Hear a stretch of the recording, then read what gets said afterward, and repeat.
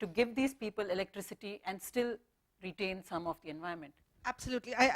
Very relevant question, and I've been asked this repeatedly in the book. In fact, in the book, I have this dialogue with myself saying, how do we address this? And as I traveled around the country looking at different projects, what I found was that, in fact, what is happening is if you look at, can we just show the next slide? Sorry. Yeah, I want to talk about the environment's Kuznets curve, because this is the hypothesis which is used by the development walas, so to say, to promote, well, the kind of aggressive form of development we're seeing right now. And if you, the theory that they use is that as your income levels are rising, you will have increasing pollution levels, but at some point, and that's why you see the bell-shaped curve, at some point, once your income levels have risen, progressively your pollution levels will decline. As we've seen from the case of Western countries, this is not true. It is proven to be false because your income levels can go on increasing, and your pollution levels can also go on increasing. Your biodiversity can also keep on going down. So your environment indicators, in fact, become less healthy. So the reason what I've tried to do in the book is basically question this hypothesis, that this doesn't work. Next slide. Because, as I said, it doesn't take into account biodiversity losses. I'll give the example of China, because we're always giving the example of China when it comes to promoting our economy. The Yangtze dolphin went extinct, and biologists believe because of the Three Gorges Dam. So there are correlations there. The West now is increasingly realizing that we need to bring back our biodiversity. We need to look at our pollution levels. What I've tried to say in this book is, coming back to your question, Kavitha, what you raised. What I've said is the problem is that our dams, whatever form of development is happening right now, is being used to divert energy to the cities. And we're not looking at how our cities are developing. We're not looking at lowering our carbon footprint in the cities. If it were to provide energy to the poor, then I would say I'm all for it. If it were. But if you look at the data, and I've given data in the book, looking at the dams in Arunachal, looking at the dams which are coming up on the Ganga, all that water, electricity gets diverted to cities like New Delhi, Bombay. So we need to look at how we are responsible for what's happening out there to our wilderness areas. And as I said, if it was helping the poor, if these forms of energy were being used to give in situ access to energy sources to people who are living next to those resources, I would still say, okay. But that's not happening. Okay. Yeah. Talking about villages and biodiversity, in your book you talk about how across the country, whenever you travel to villages which are close to forests, they always say, we don't really want this wildlife. Yes. They're just coming and attacking our crops. It's just a pain. Yes. You city dwellers want this wildlife. So then how do we, make them stakeholders? Because, there's really no point in sitting in the cities and talking about preserving wildlife. How do we do that? Well, I think this is where the elitism of the conservation movement comes in. And this is where I found that as conservation biologists, we have failed, which is that when conflict happens, we expect poor people to just live with the problem.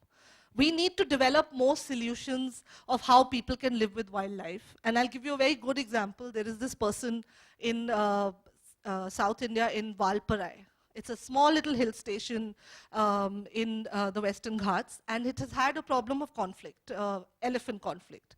And there is a biologist who actually went out there, and he put up a simple system of an SMS alert when there are elephants in the area. Just by that, the subscribers went up, 2,000, 3,000 people are now on that list. He sends out an alert saying, there are elephants in that area, watch out. The conflict levels have actually come down. So we need more biologists going out there and being willing to work with humans, not just animals, and teach people that, yes, living with wildlife, I won't say living with wildlife is always possible, but I think we can reduce conflict. We need more models. Right. I think another successful story is the Amur Falcons in Nagaland. Yes. And of course, that's still new. Basically, a tribe in Nagaland hunted these migratory falcons to eat and to sell. And now there's a conservation program where they started it at grassroots level. They've involved the church, the village headman, all the children, in the village, and it's showing very good results. But again, I don't know whether that will work going forward, because already I'm hearing that villages are saying, but give us an alternative source of income, give us a fish farm, or give us something that we can make up that money. It always comes down to money. Yes. Yeah. Yes, and we need to come up with those alternatives. Even when I started my work with the snake charmers, I didn't go there and say, okay, stop snake charming now, come on, move on to something else. I worked with them for 10 years, trying to come up with solutions. And by the way, whatever solutions I was coming up with, they would reject it because they wanted something which was close to the skills they already possessed. Yes. So we came up with, I'm sorry, I should have shown that on the picture there. We came up with something called 100 Charmers, which was a musical band, which is now performed across the world without snakes. But I also wanted to somehow, they had a lot of traditional knowledge about snakes. Now, without romanticizing that bit of knowledge, I wanted, can we train them, for instance, as bare feet conservation educators to go out into areas, where there are conflicts with snakes or people get bitten by snakes, to talk to people about snakes, to sensitize people about snakes, go to schools. So that's one of the other programs we were trying with them. But I never got permission from the forest department because they never trusted them. That was the problem. But coming back to this example you gave, it's a wonderful example. Yeah. And I would say it's just such a refreshing change that now conservation groups are willing to work. At least we are seeing that change in India, that conservation groups now realize that we need to first start with the community, get them on board, and then see. So in Nagaland, at least this year, there were no bird deaths. There was not a single instance of yes. poaching. Yeah, I think last 2 years there have been no bird deaths. Yes, yeah. So I think that's a good achievement to hold on to. Right.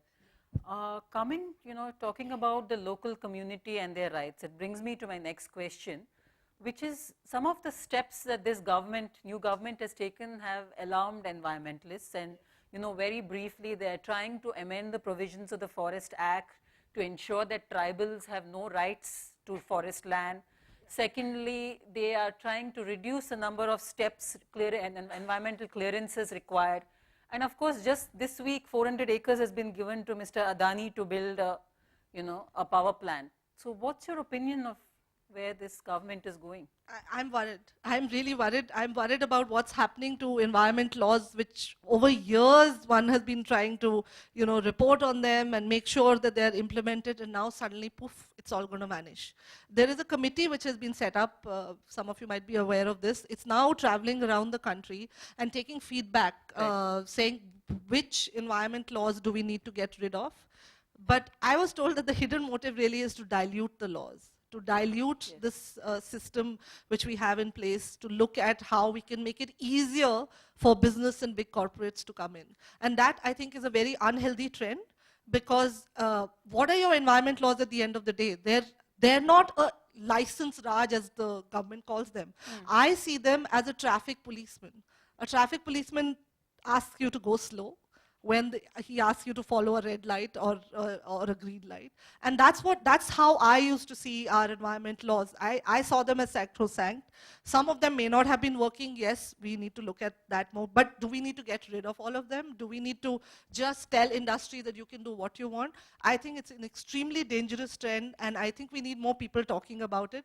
I just like to add a small point over here. I'm not just worried about environment laws. I'm worried about the future of my profession, which is currently environment journalism. There are not too many environment journalists anymore right now. Yes. Media houses no longer want to employ environment journalists. There are no longer any journalists who now cover that beat. There are 1 or 2 journalists left, and thank God for them.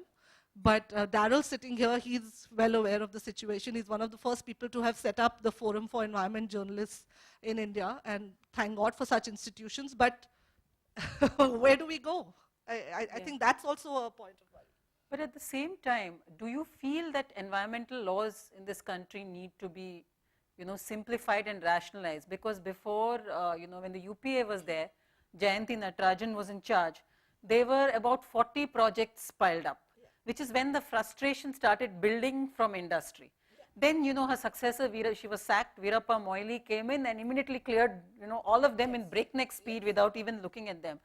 So the mood of the country is a little, you know, and I think we need to recognize that people just want growth. They're starving out there and they want growth.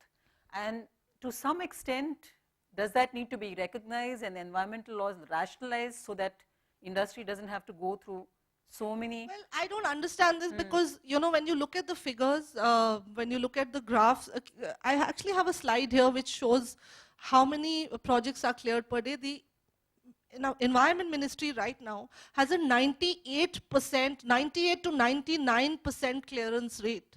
How much more efficient do you want a system to be? Right. I mean, I'd be worried if a system is that efficient. Yeah. Yes, I mean, there is, I'm not going to get into which minister was corrupt, you know, was Jairam Ramesh good, because as many projects were cleared under Jairam Ramesh, although we all thought, you know, he was stalling projects. Actually, only one was. I think the problem is the environment space is political. We implement the laws when we want to because it's politically convenient, and we forget them because then we want to dispense with them because it's not convenient to the political party. Right. And I'll give you an example of that. Sand mining, I don't know if any of you were tracking that. Suddenly, the Environment Ministry said sand mining to be banned in Uttar Pradesh. Why Uttar Pradesh? Because at that time there was the case of the IAS officer who had gone out against the sand mining mafia. Right. Why was it not implemented in Congress ruled states? Why just in Uttar Pradesh? So I'm not saying the Congress is bad and the BJP. I believe all political parties right now, I don't think they care about the environment. And that worries me. Right. And the other thing that I think many environmentalists are very worried about is the Gadgil report, which the government has shelved.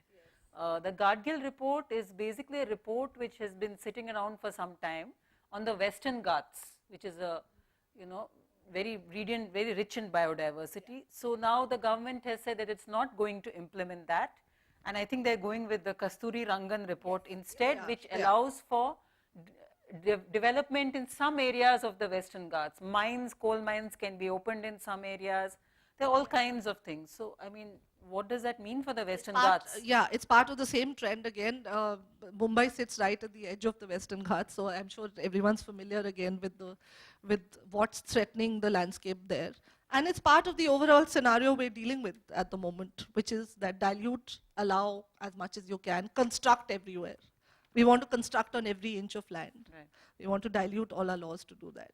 And I don't know. But I don't want to create a sense of gloom.